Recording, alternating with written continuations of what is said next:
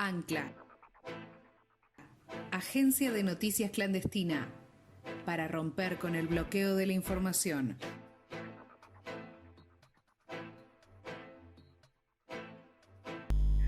Presentamos al... Por favor, lo pido.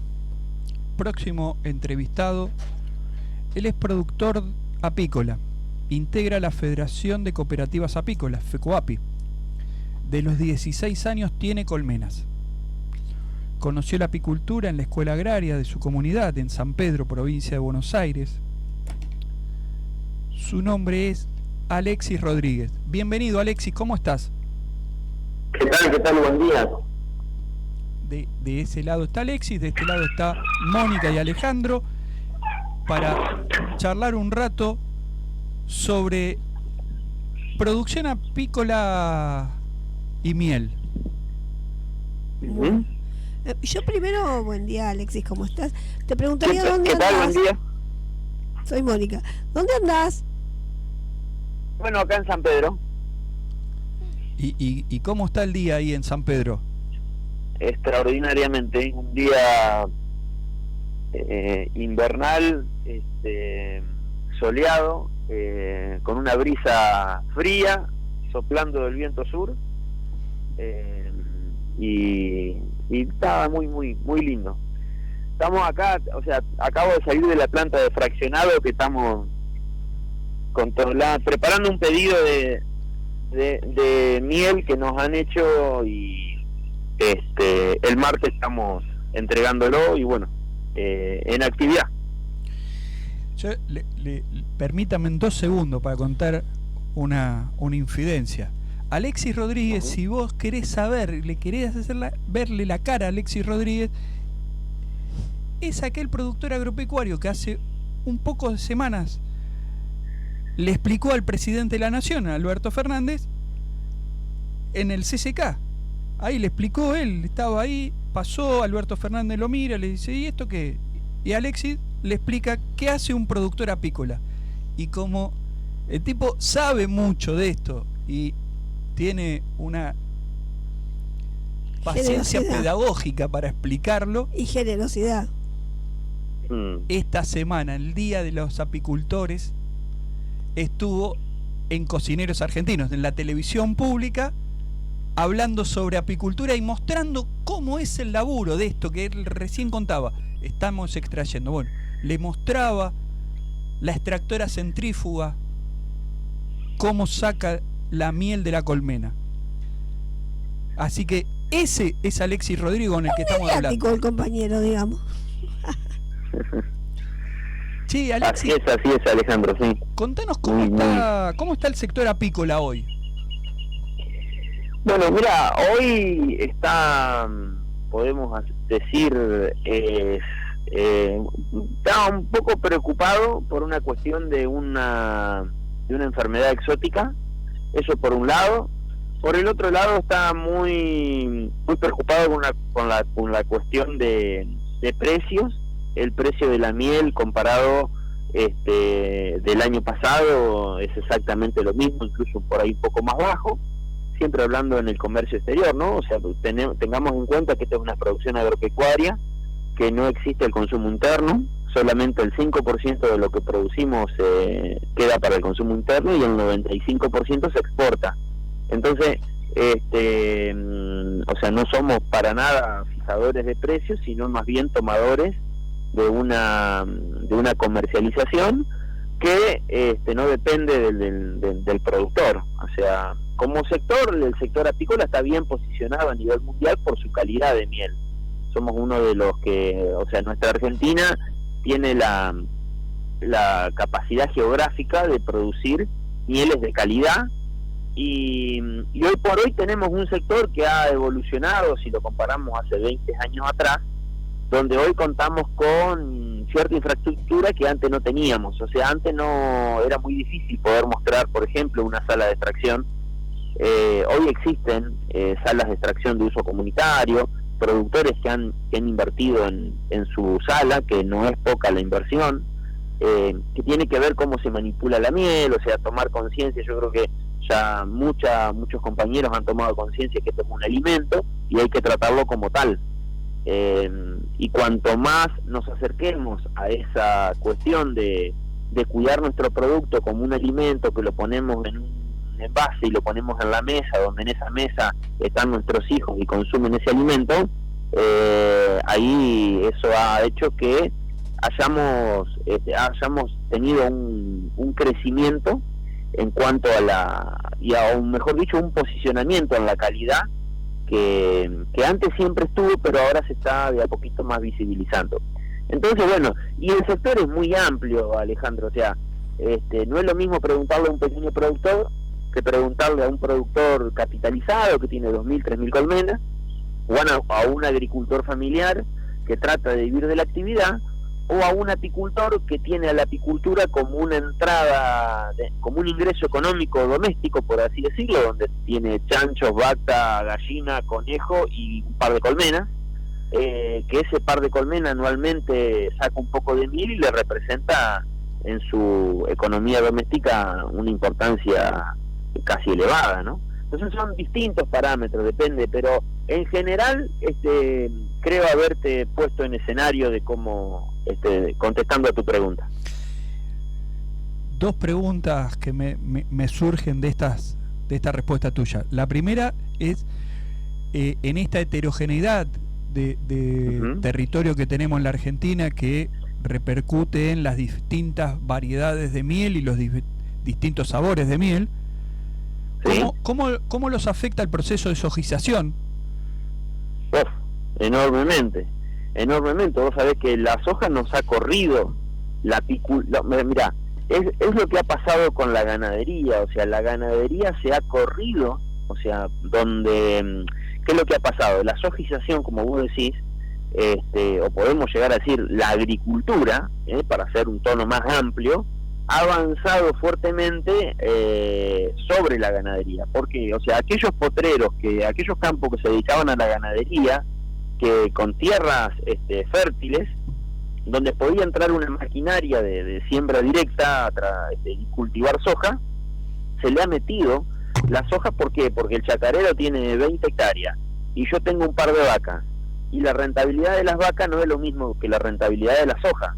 Ahora, ¿qué pasa? Tengo que comprarme una maquinaria, comprarme un tractor que esté a la altura para realizar ese cultivo que es la soja. Entonces, ¿qué es lo que hago? Y bueno, lo arrendo a una gente a los famosos pool de siembra, o por ahí algún chacarero que hace chacra, que nada tiene que ver con el pool de siembra.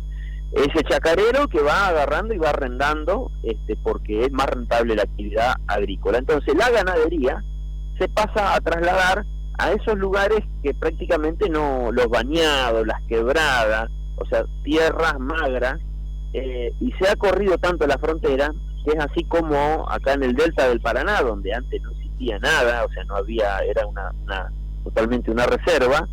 Hoy existe mucha ganadería. O sea, ¿qué quiero decir? La sojización o la agricultura avanzó tanto en la ganadería, con esos campos que estaban aptos para hacer agroganadero, hoy son netamente agrícolas, y la ganadería se corrió, y la ganadería va de la mano de la apicultura. O sea, donde se practica la ganadería, se practica agricultura. Donde se practica ganadería, se practica la apicultura. La agricultura podemos llegar a decir que es como un enemigo de la apicultura, o sea, la sojización. ¿Por qué? Si bien la soja es una leguminosa que produce néctar y necesita polinización, la polinización de la soja dura alrededor de 15 días, donde vos tenés un cultivo donde se siembra en la segunda quincena de noviembre, primera de diciembre, y cumple todo el verano, que es justamente es la época del año donde mayor entrada de néctar habría si no hubiese soja y hubiese, por ejemplo, una pastura dedicada a la ganadería. Entonces, durante todo ese periodo que estamos hablando, que va de noviembre a marzo, que son los meses más importantes para la apicultura, tenemos soja, y de todos esos meses 15 días solo tenemos flor. Ahora tenemos y no hay otra cosa, ¿Por qué? Porque la artillería o el paquete tecnológico, como dicen, el que te venden el paquete tecnológico, te venden con una artillería donde no te deja crecer nada más que la soja. Los herbicidas, o sea, te matan el herbicida, y bueno, y ya que estamos, el productor le alarga los picos a la pulverizadora y te pulveriza hasta el alambrado, ¿viste? Entonces vos no te queda una florcita ni siquiera en los alambrados perimetrales, que antes existía como un reservorio natural. Entonces, ¿qué es lo que ocurre? Tenemos un desierto verde, o sea, nosotros vemos el campo todo verde, pero eso no es melífero. Entonces, ¿qué es lo que ha ocurrido? Esa artillería tecnológica, agropecuaria, agrícola o la sojización, al ser más rentable que otras producciones, las otras producciones quedamos afuera. Y bueno, ¿y a dónde? Y la apicultura se ha corrido. O sea, antes era insólito escuchar que había producción de miel en La Rioja, producción de miel en Santiago del Estero. O sea, siempre hubo apicultores, pero producción apícola ha habido pocas, ¿viste? Así que así estamos, ¿no? O sea, hoy tenemos mucha ganadería en la isla, en lo que es la cordillera, o sea, donde, por ejemplo, no entra un arado, o sea, ahí está también la ganadería, que antes era una reserva natural. Así que bueno, nada, la frontera se ha corrido y tenemos apicultura, o sea, la sojización se ha hecho que la apicultura haya emigrado a otra zona. Y con esto cierro. Un ejemplo es claro, por ejemplo, Azul, donde se hizo días atrás la Fiesta Nacional de la Miel. En Azul era un polo apícola importantísimo. O sea, ¿por qué? Porque había una cuenca ganadera láctea, Azul, Tandil, La Barría, toda esa zona, que hoy es todo agricultura, y la mayoría de los productores apícolas de Azul están en La Pampa, por ejemplo, donde todavía hay algo de monte, o en otras provincias donde tienen que recorrer alrededor de 700 kilómetros de su lugar de residencia. Seguís hablando y me seguís abriendo preguntas. Digo, que está buenísimo. Digo, si recién te enganchás, estamos hablando con Alexis Rodríguez, él es productor apícola, y lo estamos molestando porque esta semana fue el día del apicultor, del productor apícola. Alexis, ya vimos el problema de la sojización y el problema de sequía y la bajante del río Paraná. ¿Cómo lo jode a ustedes? Y la verdad que nos cambia totalmente el ecosistema. Por ejemplo, estamos transitando una bajante histórica del río Paraná, donde lagunas se han secado, donde principalmente el miedo más grande que tenemos hoy en dejar las colmenas en el delta es que se nos prendan fuego, porque ha bajado tanto el río que no hay un cortafuego natural como eran esos arroyos que existían. Hoy son albardones secos, ¿viste? Y cambió muchísimo. Antes eran lagunas, o sea, vos, por ejemplo, la zona seca que tenés en la isla es la zona del albardón al lado del arroyo, y vos haces 10 metros para dentro del campo y ya te enterrabas. O sea, es todo pantano, son humedales. Hoy por hoy no, esos humedales dejaron de serlo, y es todo campo, ¿viste? Y ha cambiado la cuestión, la vegetación no es la misma.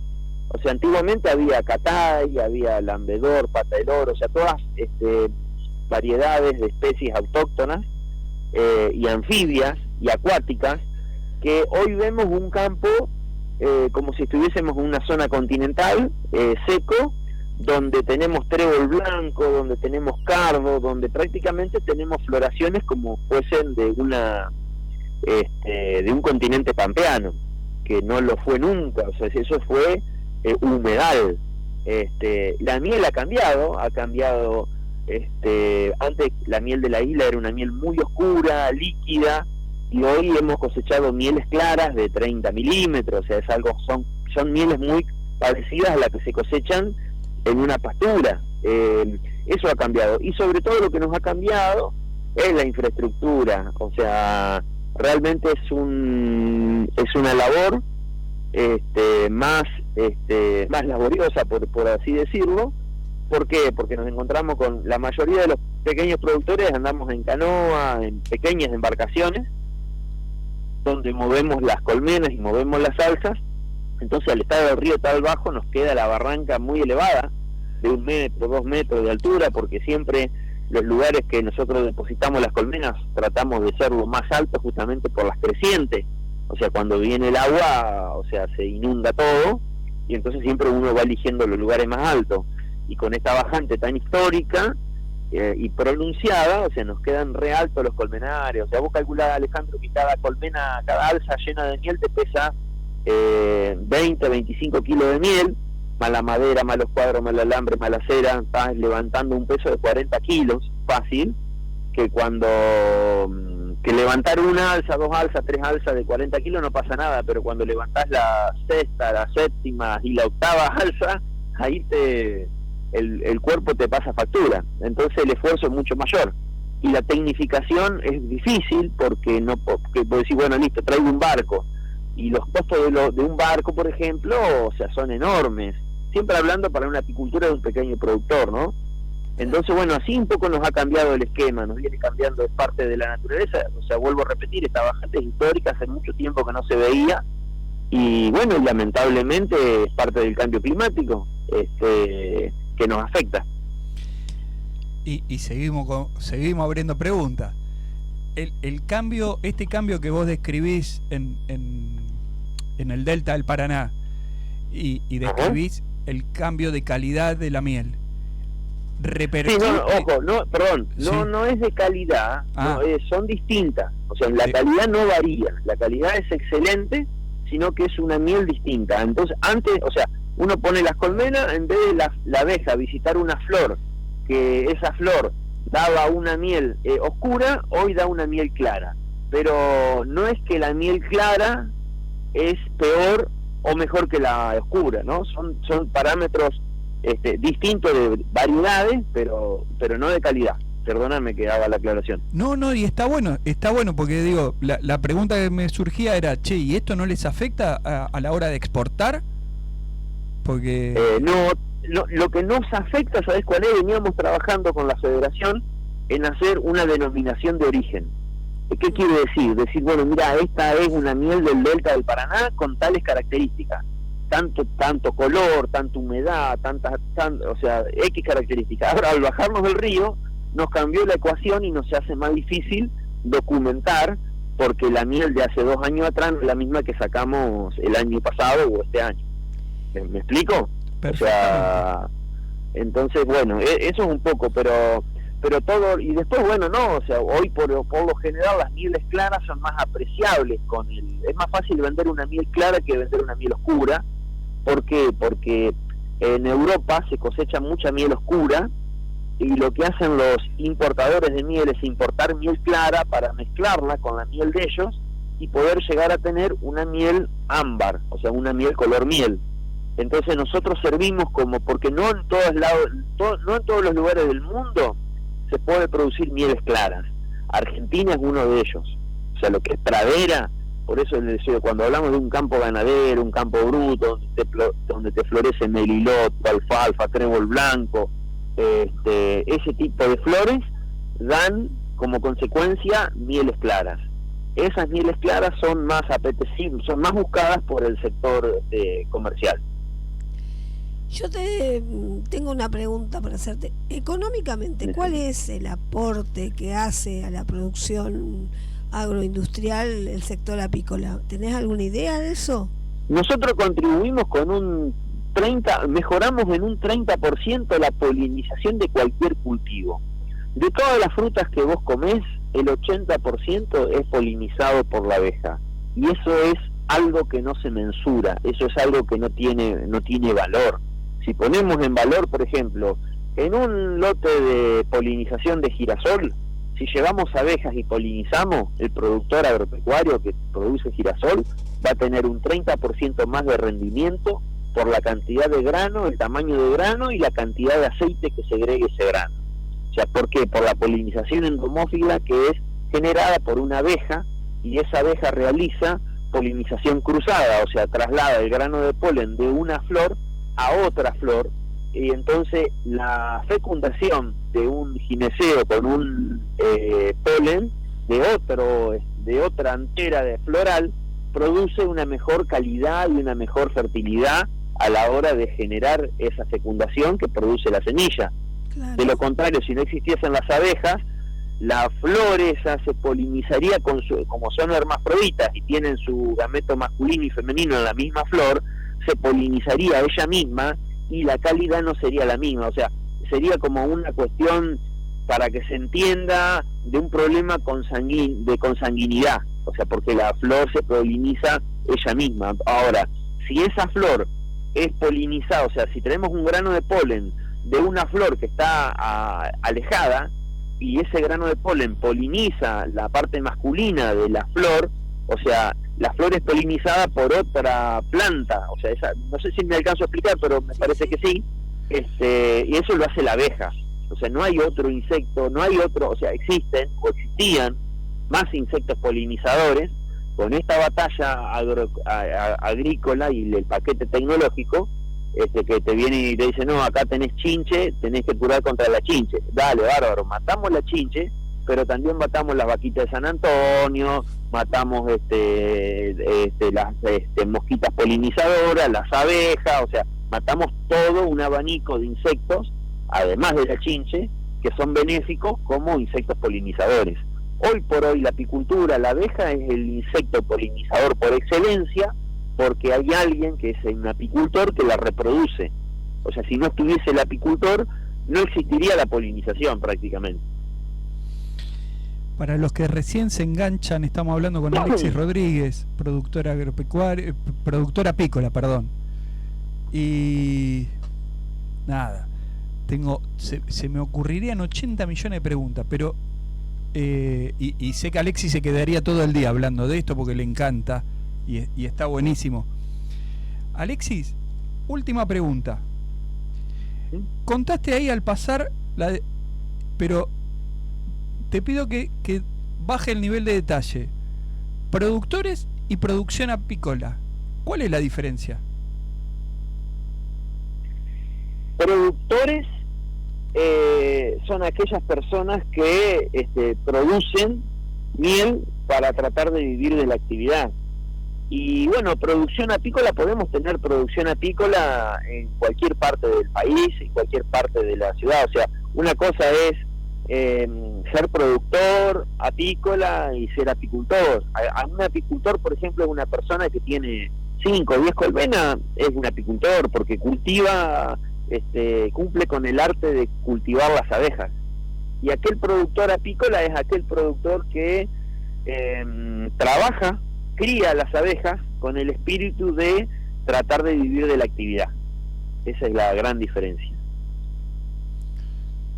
Ya está, más claro, échale agua. Casi te diría que tendríamos que tener una columna de apicultura en el programa, ¿eh? Te aviso que te vamos a volver a jorobar porque nos parece muy interesante. No sé si vos tenés algo. Dale, cuando quieran, no, a disposición. Pero aparte hay una faceta de Alexis que queremos ahí volver en otra ocasión te queremos joder por esa otra faceta que es el mundo cooperativo.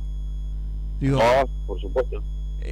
Es una de las personas que conozco que más sabe del mundo cooperativo y la verdad que estaría buenísimo poder charlar sobre cooperativismo y comercio justo.